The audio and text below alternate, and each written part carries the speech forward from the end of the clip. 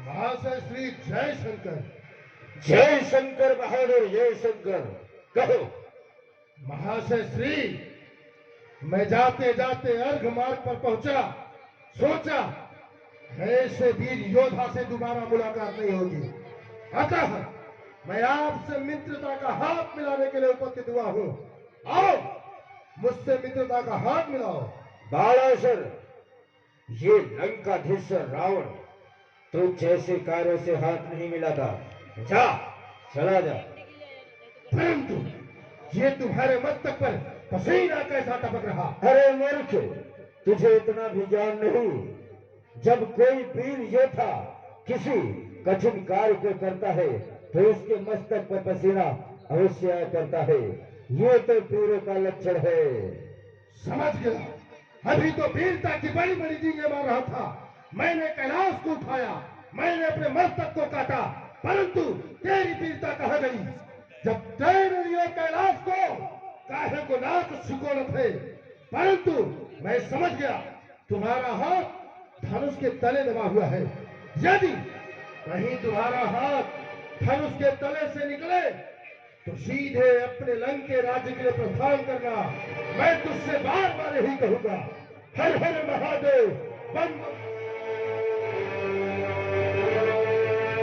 बालासुर, जा, ये तेरे बस की बात नहीं है। इस कार्य को कोई वीर ही कर सकता है। जा।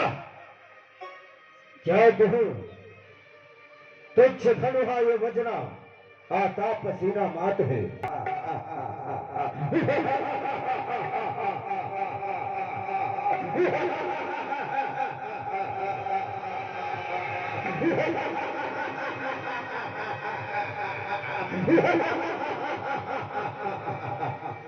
हर हर महादेव। अरे ना हुआ कोई सहाय, अरे ना हुआ कोई सहाय। शरीर में जोश बोला, ढल कर दबा जो हाथ था, आप ही आप निकला। मैं तो इस बार धनुष का खंडन नहीं कर सका, परंतु मैं इस बार प्रतिज्ञा करता हूं, इस चंडेश्वर पिनाक को उठाकर इतने खंड में खंडित करूंगा कि स्वर्ग में बैठे देवता भी त्राही त्राही की गुहार लगाएंगे।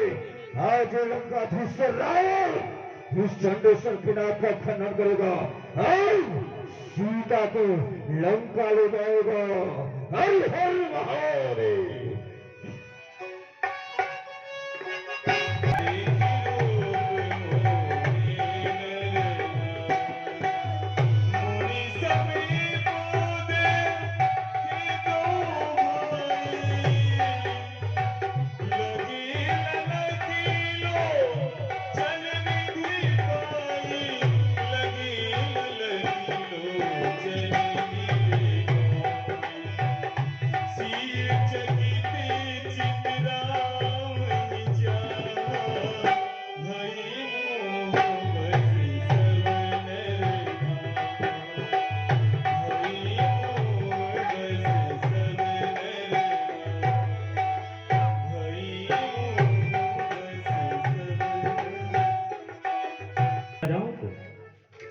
हमारी प्रतिज्ञा को सुनाओ और समस्त राजाओं को एक एक कर धनुष को तोड़ने का शुभ अवसर दिया जाए।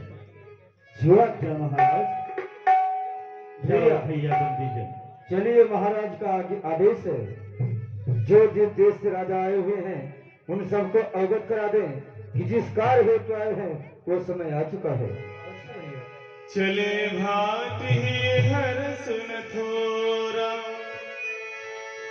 बोले बन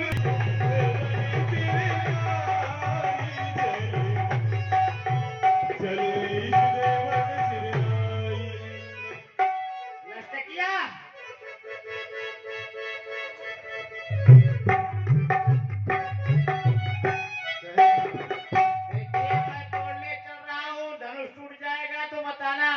ठीक महाराज, पधारे आप। राम राम कर ले। हाँ, कर लीजिए।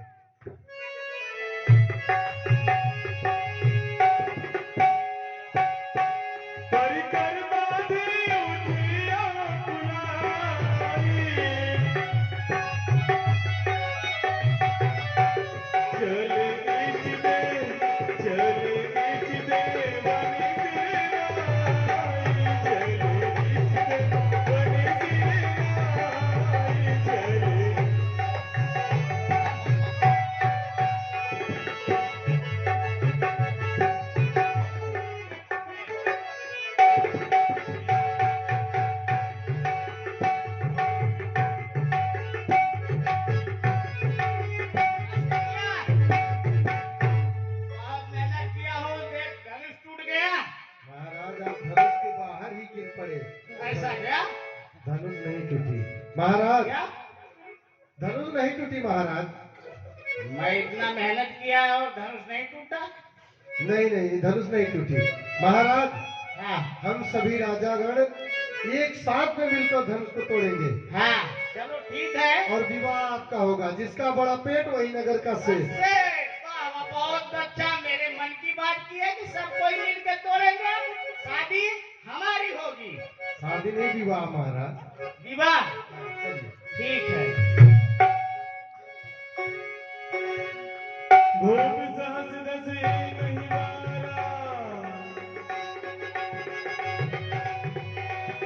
ये भूप सहस दस एक ही बारा,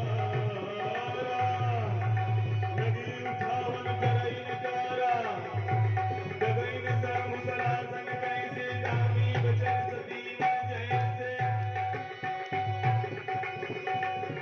श्री हद भय हारि राजा, बैठे निज निज जाई समाजा।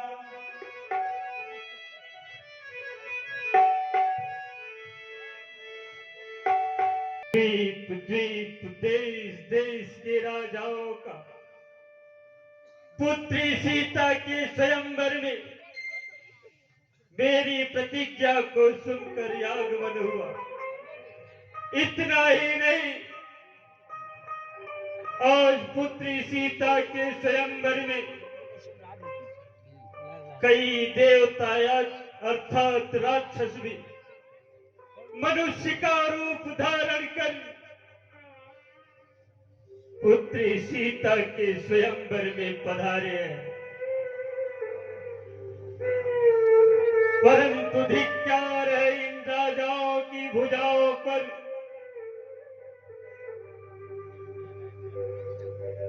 जो मेरी प्रतिज्ञा को पूरा कर न सके। यदि यह विचार मुझे पाने होता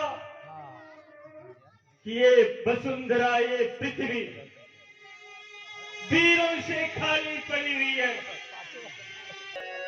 इस सभा में कोई ऐसा वीर क्षत्रिय नहीं, आज से कोई अपने को वीर योद्धा न कहे, यही हमारे लिए अच्छा होगा।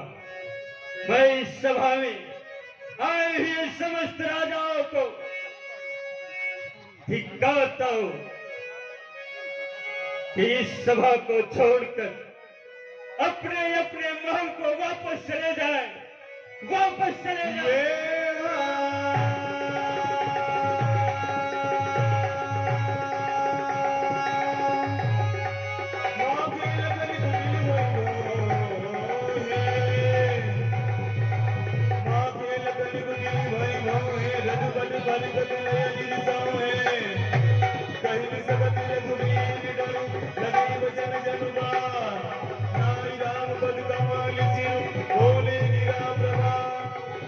रघुवन सिंह मऊजावे को होई, तेहि समाज असित हरि न कोई। बस महाराज ने बस।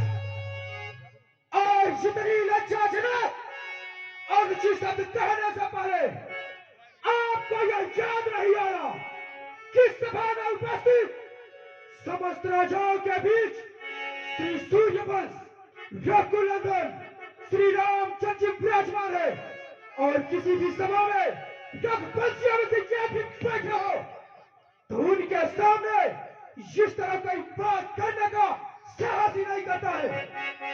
परंतु यहाँ तो हमारे भैया के सामने वीरता की चुनौती दे रहे हैं। आप इसका परिणाम जानते हैं। मुझे मेरे भैया के चरणों की सौगंध, यदि हमारे गुरुदेव आज्ञा दे तो इस तुच्छ धनुष की क्या बात, अभी मैं सकल ब्रह्मांड को उठाकर जिस पृथ्वी पे खेत की भात जितनी तेजी से बढ़ूं किसके टुकड़े टुकड़े हो जाए। बोली लक्ष्मण द्वार की जय हो। हे महाराज जनक, कब तक सोचा करूं, अब रहा ज्यादा नहीं। ज्योति का अपमान भगवान जब सहा जाता नहीं। जो वीर बैठे हैं सुनकर, जो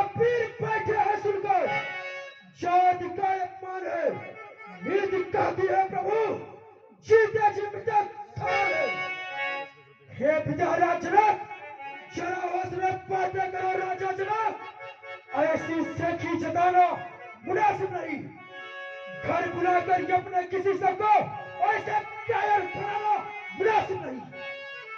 प्यारा जनक, बहा देता है भीमन खून की नदियां, बहा देता है भीमन खून की नदियां, पर ज्यादा गुस्सा दिखाना मुनासिब नहीं। क्या करूं बड़े भैया के आज्ञा के बिना चाप मुझको उठाना मुनासिब नहीं। हे महाराज जनक, आज तक किसी भी वीर में इतनी हिम्मत, इतनी साहस नहीं जो कि हमारे भैया प्रभु श्री रामचंद्र जी के सामने वीरता की चुनौती दे। प्यारा जनक, प्रभु के आगे यह घोर वचन अब तक किसी ने कहा नहीं। क्या कहा जनक फिर से कहना, पृथ्वी पर कोई वीर नहीं। धोखे में मत रहना राजन। लखन निवारे प्रेम समेत प्रेम समेत।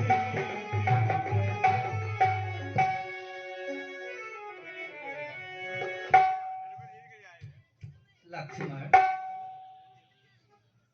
शांत हो जाओ भैया, शांत हो जाओ।